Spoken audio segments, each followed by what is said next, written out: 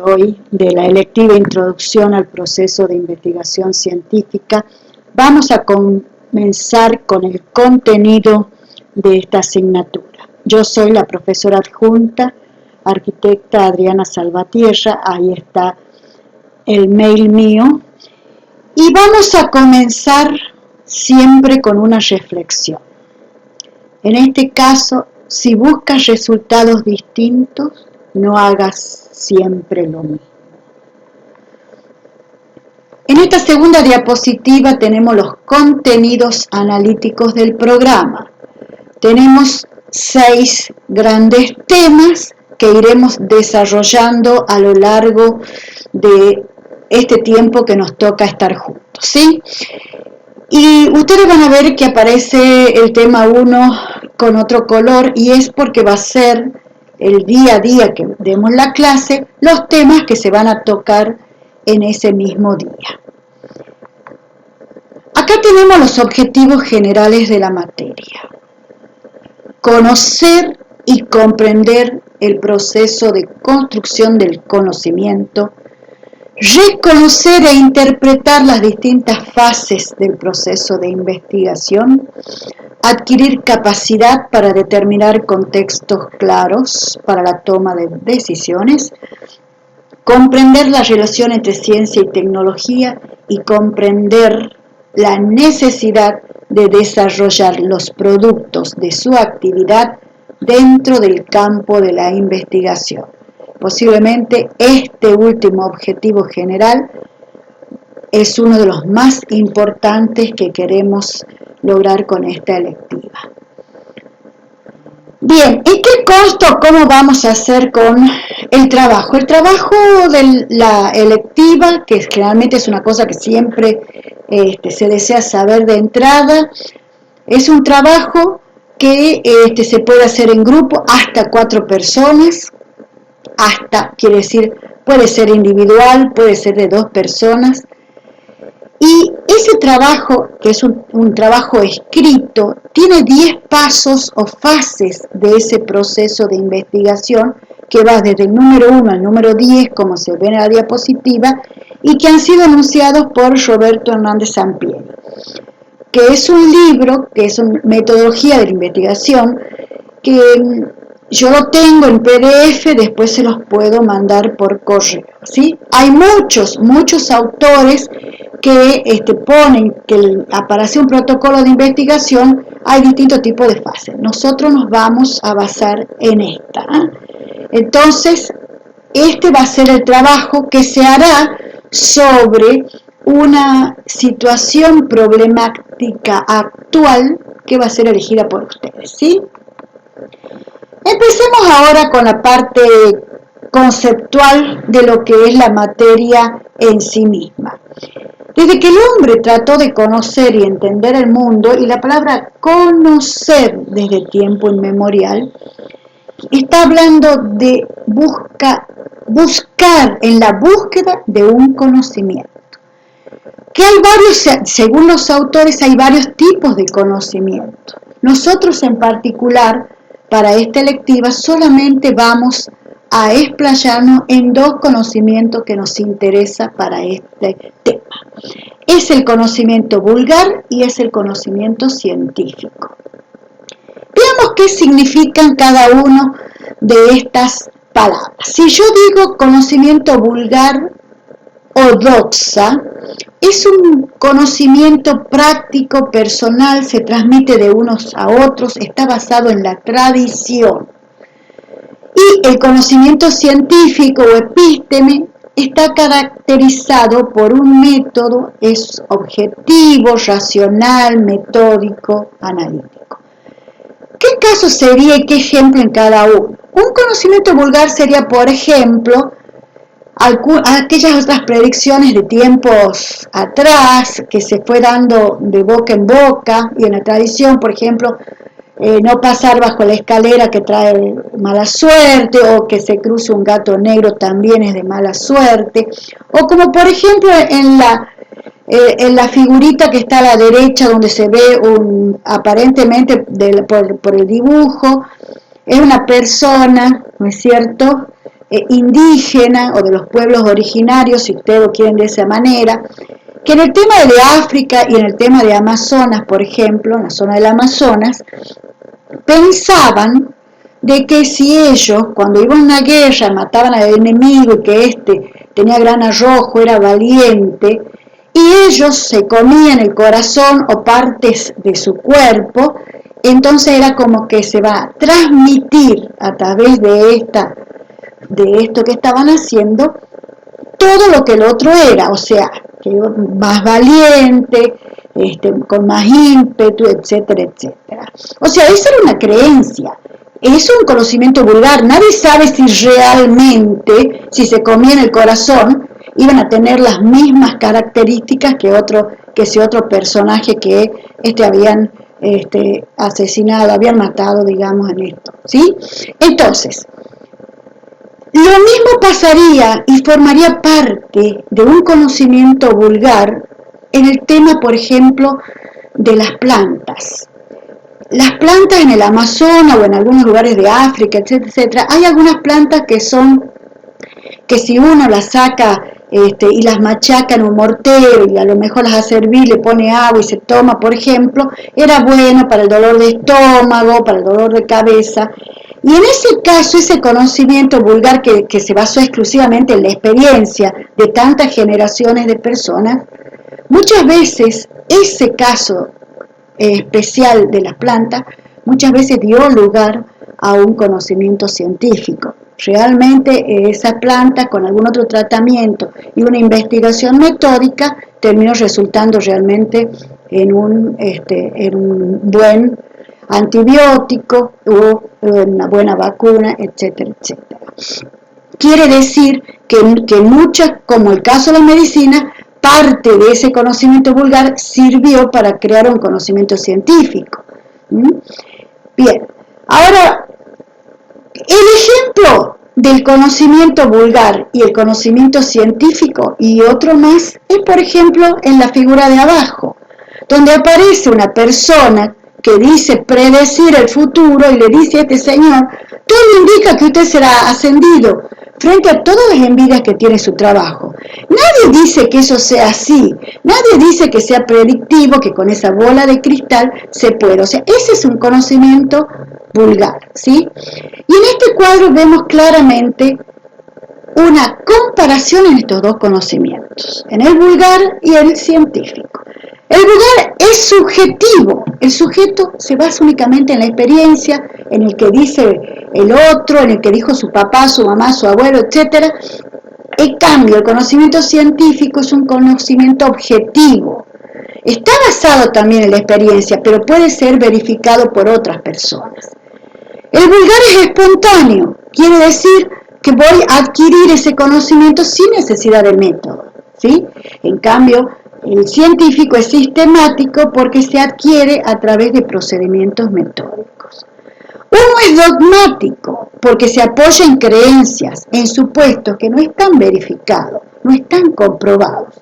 Y otro es acumulativo porque parte de conocimientos establecidos previamente y sirve de base a otro. Quiere decir que si yo hago una investigación científica y queda otra persona, puede proseguir esa investigación sirviendo de base lo que yo hice y ir mejorándola cada vez más. Cuando el conocimiento vulgar es vago e inexacto, el otro es predictivo. Es vago e inexacto porque sus definiciones y descripciones no son precisas. Y es predictivo el científico porque es capaz de predecir sucesos futuros. Y si no, veamos los sismógrafos, veamos, por ejemplo, el tema de los huracanes. Se puede predecir porque hubo un trabajo científico que dio lugar a esa predicción. Parte de un conocimiento científico, por ejemplo, son las ecografías, que el médico hace una ecografía a una mamá que está embarazada y le puede predecir, porque es un conocimiento científico ese ecógrafo, si es varón, si es mujer, con total seguridad, ¿sí?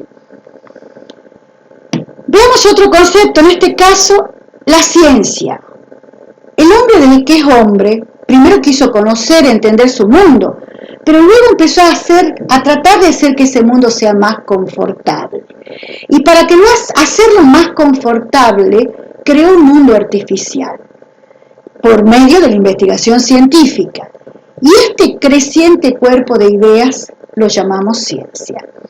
Y esta ciencia, como actividad y perteneciente a una vida social, porque todos somos humanos y pertenecemos a una sociedad, a una vida social, cuando aplicamos esta investigación, este conocimiento a través de mejorar nuestro medio natural, de mejorar nuestro medio artificial, la ciencia se convierte en tecnología. O sea, fíjense ustedes en esta diapositiva con estas imágenes, como por ejemplo, cómo ha avanzado el tema del celular, ahora el reloj uno puede ver los mails, cómo ha sido, por ejemplo, en este caso que este hombre ha perdido parte de su anatomía, por ejemplo los brazos o quienes pierden una pierna, y cómo esta tecnología artificial ha logrado subsanar esa carencia física que tenía, ¿sí? Entonces, ¿qué es la ciencia? Es un conjunto de conocimientos obtenidos mediante la observación y el razonamiento sistemáticamente estructurado.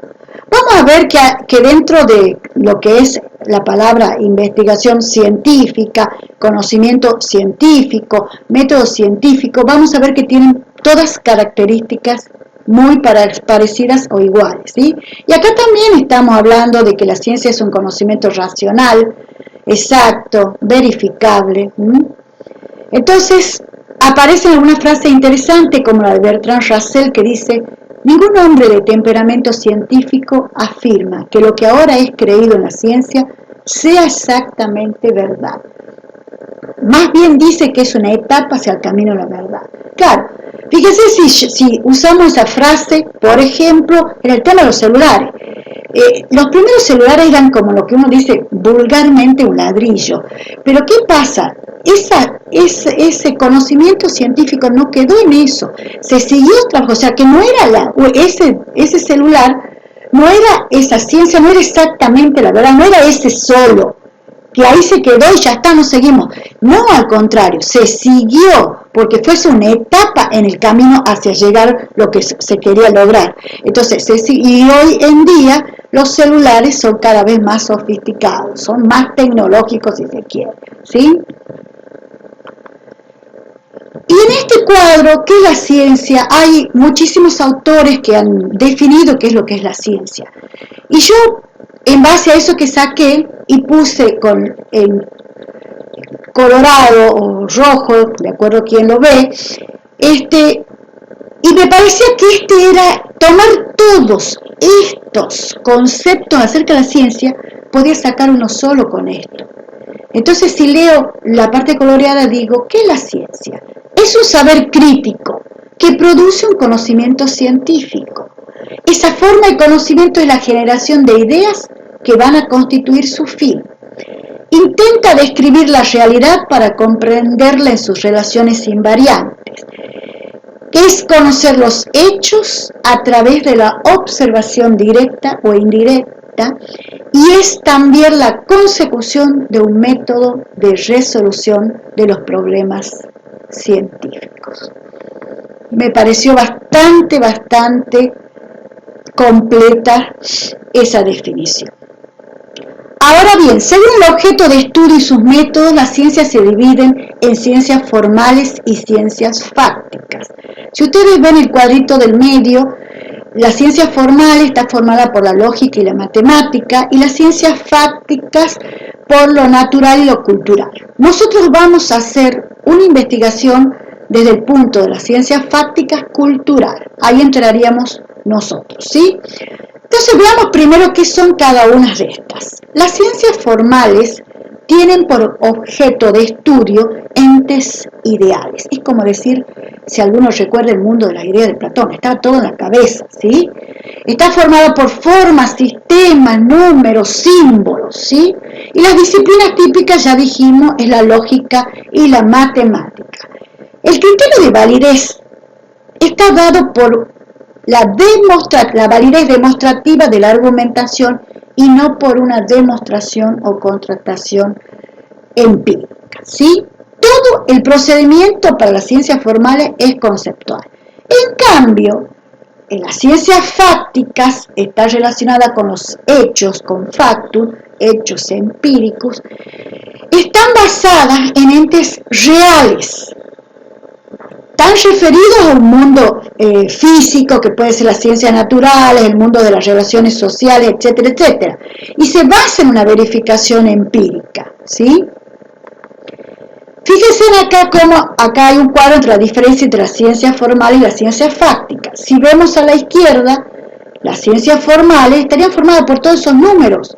Por ejemplo, el número pi, 3,141684, estaría dentro de las ciencias formales. Todo número, los teoremas como el teorema de Pitágoras, el teorema de Tales, el teorema de coseno, el teorema de seno, todos son teoremas que su validez se demuestran. Yo voy a probar demostrando al teorema, ¿sí? En cambio, las ciencias fácticas, como decíamos que está basada, el objeto de estudio son los entes reales, en su mayoría se refieren a entes científicos, a sucesos y procesos reales. Necesitan, por ejemplo, más que la lógica formal. Necesitan de la observación, y acá la validez de lo que son las ciencias fácticas, necesito yo verificarlas, puedo utilizar la experimentación, y que en definitiva son las que, mientras las otras demuestran, el teorema se demuestra, estas, por ejemplo, van a verificar hipótesis provisorias. Cuando digo hipótesis provisorias ya me estoy metiendo un poco dentro de lo que es el punteo de lo que sería una investigación científica. Las ciencias fácticas, que decíamos, de los entes reales, yo resuelvo estudiar una problemática actual, y para ello, luego ya vamos a ir viendo paso a paso cómo se hace, hago una hipótesis de trabajo sobre lo que yo quiero investigar. Y el trabajo que hace las ciencias fácticas es verificar esas hipótesis provisorias. Ya vamos a ir viendo más adelante cómo sería esto. Y acá empiezan a aparecer algunas preguntas. ¿Qué es investigar? ¿Para qué se investiga? ¿Cómo se investiga? Lo primero, ¿por qué y para qué voy a investigar? Eso me daría lugar al problema, al tema. ¿Por qué quiero investigar? ¿Y para qué voy a investigar? Entonces, es cuando a mí me surge la idea de el porqué, de ver un problema que me gustaría investigar. ¿Y el para qué voy a investigar? ¿Y para qué? Entonces, ese problema va a ser el objeto, estudiaré sus antecedentes, si hay fundamentos teóricos, preguntas científicas sobre eso. ¿Para qué? Eso me voy a hacer. ¿Y cómo voy a investigar? Y bueno, voy a tener en cuenta la población que tiene ese problema con que quiero investigar, los métodos, el marco metodológico que tengo para investigar. Entonces, lo primero, ¿qué es investigar? Según el diccionario, es hacer una diligencia para descubrir una cosa. Es seguir una ruta en la búsqueda del conocimiento. Y esa ruta no es otra cosa que un método. Y acá una frase de Summer que dice: conocimiento es poder. Y créanme que es así. Es poder y nada más. Poder como la salud, el talento o cualquier otro poder. Esto es carente de todo elemento moral. El problema moral emerge cuando, al referirnos al hombre que tiene poder, nos preguntamos: ¿qué hará con él? Y esto es así de sencillo. Quien tiene conocimiento sobre algo tiene poder sobre el otro, ¿sí? Por ejemplo, él dice poder como la salud. El médico, al tener el conocimiento de todo lo que incluye la medicina o el área al cual está especializado, tiene poder sobre la salud sobre el otro que no conoce, ¿sí? A eso se refiere. Por eso el conocimiento es poder, cada uno en su área, pero a eso se refiere, ¿sí? Y no solo el caso del médico. Veamos un caso. Tenemos un problema en una cañería, en una cosa, y estamos en una familia donde no hay arquitecto, no hay ingeniero, ni nada. Entonces se llama al plomero, y el plomero dice: tiene este problema y es esto. Bueno, él en ese momento tiene poder sobre nosotros, porque tiene un conocimiento que nosotros no sabemos, como es el tema de las cañerías, ¿sí? Entonces, este conocimiento científico que habíamos hablado al principio, haciendo la observación de conocimiento científico, conocimiento vulgar, ¿cuál sería la importancia que tiene? Proporciona conocimiento exacto de las cosas, posibilita el avance de la ciencia y permite la solución de los problemas del hombre. Esto es muy importante. Y decíamos que el conocimiento científico es un saber crítico, metódico, sistemático, ordenado, universal, objetivo, racional, y predice hechos por medio de las leyes. Y entonces da el ejemplo de conocimiento científico, la ley de la gravedad, conocer el sexo en un embarazo a través del ultrasonido, la composición de una partícula, la temperatura del agua, del ambiente, etc. Ya vimos el conocimiento científico, ¿sí? Y la investigación, ya vimos qué es lo que era la investigación. Y que la investigación científica es una actividad intelectual organizada, disciplinada, que se concreta a través del método científico. Y vemos acá la relación que existe cuando ponemos la palabra científico. Hay muchas características que tiene conocimiento científico, investigación científica, método científico, que son muy parecidas, muy idénticas. Y ahí vemos. El método científico tiene algunos elementos que tienen que estar presentes y otras características. Racional, analítico, claro, preciso, etc. Y tiene pasos fundamentales que son los que se ve en una investigación a través del método, ¿sí? Que son la observación, la formulación del problema, hasta la conclusión. O sea, ustedes cuando hagan esas 10 fases del proceso de investigación de Sampieri en su trabajo, en su tema, van a ver que van a seguir estos pasos, y son pasos de una metodología científica de trabajo que ustedes tienen, ¿sí? Y acá en esta figurita hay para que ustedes vean la diferencia entre tener un método científico y otro que se llama método creacionista. Podría haberse llamado método de cualquier nombre al creacionista. En cuanto al método científico, acá decimos, aquí están los hechos, ¿qué conclusiones podemos extraer de ellos? En cambio, el otro método creacionista dice, aquí están las conclusiones, ¿qué hechos podemos encontrar para respaldarla? Bastante diferente y claro, ¿sí?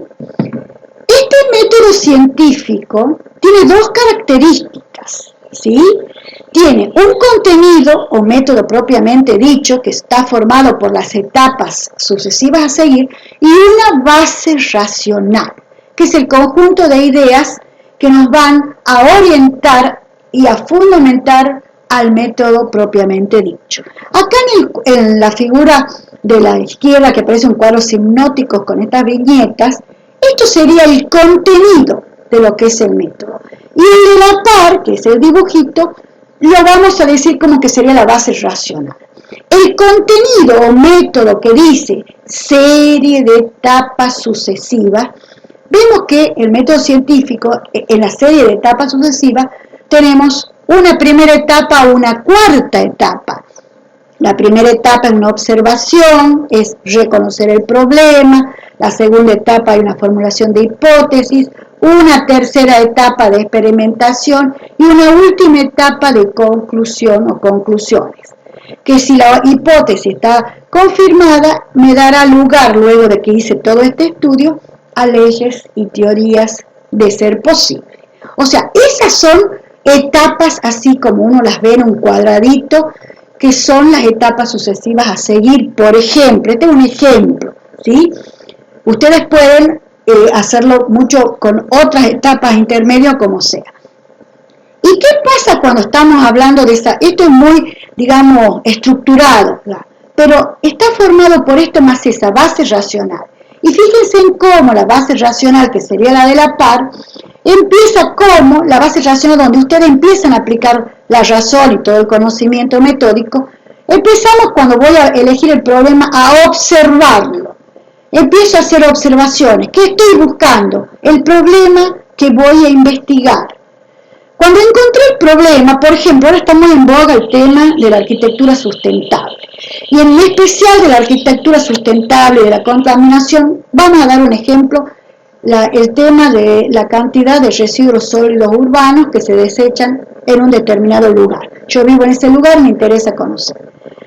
Entonces empiezo a observar que esa cantidad de desechos urbanos que contaminan el aire, el agua, la tierra, etcétera, si es que se los tira por ahí, ese es el tema que quiero estudiar, y en especial de los desechos urbanos quiero estudiar la cantidad de plástico. Entonces, esa es la primera observación que hago yo, ¿sí? Racionalmente.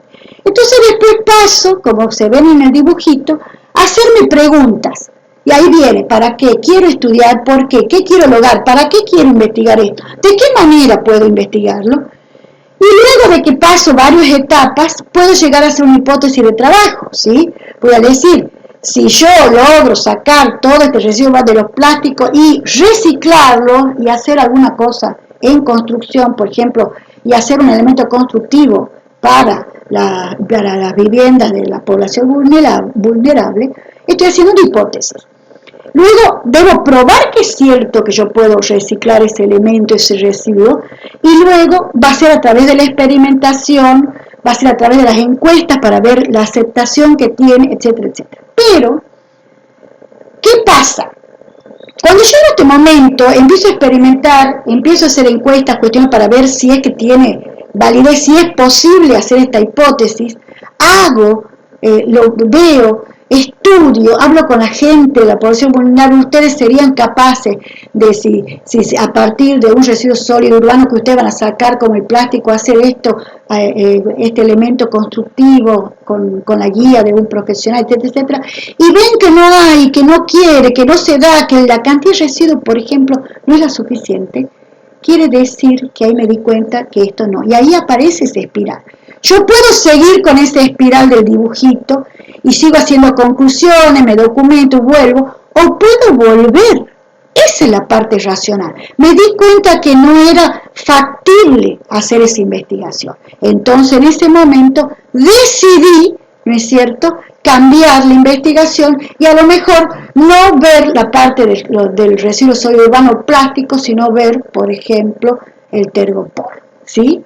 Entonces, esa es la parte racional que va a tener. Hay una parte más estructurada, que son las fases, y otra parte racional que va a tener ese método científico. A su vez, los métodos pueden ser por su forma de proceder, por sus facultades o por su punto de partida. Nosotros solamente vamos a ver por sus facultades, en inductivos y métodos de razonamiento deductivos. Veamos el razonamiento inductivo.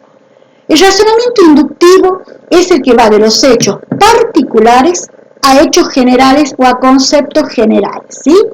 Por ejemplo, yo digo, si observo que los siguientes números 8, 16, 24 son divisibles en 2, por lo tanto concluyo que todos los números pares son divisibles por 2.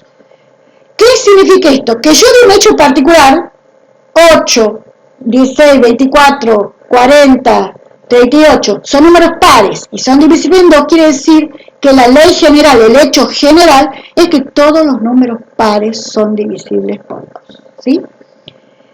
Mientras tanto, que el razonamiento deductivo razona deductivamente y va desde los hechos generales al caso particular.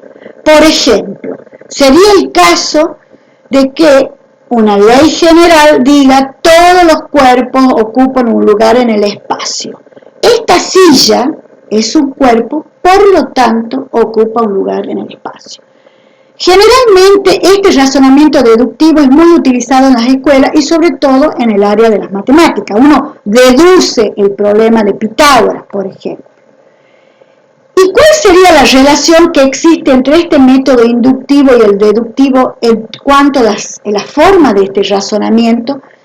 Lo más importante es que ambos se complementan y forman una unidad dialéctica en tanto que el inductivo nos sirve para investigar, el deductivo va a complementarlo como un proceso de demostración o de comprobación de lo investigado. Quiere decir que estos dos tipos de formas de razonamiento deductivo e inductivo van a estar presentes de manera conjunta dentro del trabajo de ustedes.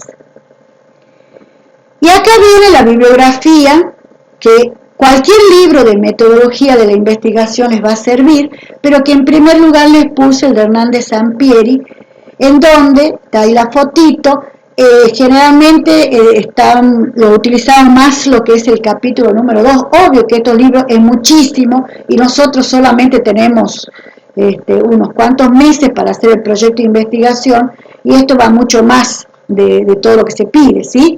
Entonces, con ese libro yo creo que las clases va a ser suficiente para que ustedes puedan empezar a trabajar, ¿sí?